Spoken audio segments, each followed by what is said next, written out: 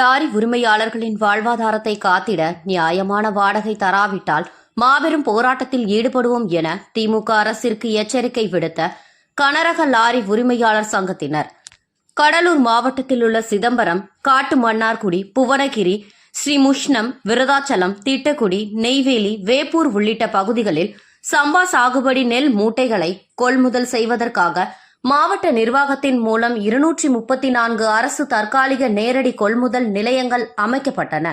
அவ்வாறு அமைக்கப்பட்ட நேரடி நெல் கொள்முதல் நிலையங்களில் விவசாயிகள் தங்கள் நெல் மூட்டைகளை விற்பனை செய்து வருகின்றனர்.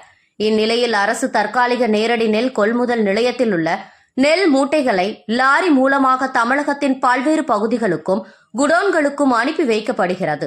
இதற்கான டெண்டர் எடுத்த ஒப்பந்ததாரர் உள்ளூர் லாரி உரிமையாளர்களின் அளிக்கும் விதமாக செயல்படுவதாகவும், உள்ளூர் லாரி உரிமையாளர்களை புறக்கணித்துவிட்டு வெளியூரில் இருந்து லாரிகளை கொண்டு வந்து நேரடி நெல் கொள்முதல் நிலையத்திலிருந்து நெல் மூட்டைகளை எடுத்து செல்வதாக லாரி உரிமையாளர் சங்கத்தினர் புகார் தெரிவிக்கின்றனர். இதனால் பல்வேறு இடங்களில் கடன் வாங்கியும் கிராமப்புறத்தில் உள்ள விவசாய நிலங்களை விற்றும் லாரி வாங்கியுள்ள உள்ளூர் உரிமையாளருக்கு முன்னுரிமை அளிக்காததால் தங்களின் வாழ்வாதாரம் மிகவும் பாதிக்கப்படுவதாகவும், குறைவான வாடகைக்கு லாரிகளை ஒப்பந்ததாரர்கள் இயக்க வற்புறுத்தியதாகவும், இதனால் லாரிகள் இயங்காமல் போராட்டத்தில் ஈடுபட்டுள்ளதாகவும் தெரிவித்தனர்.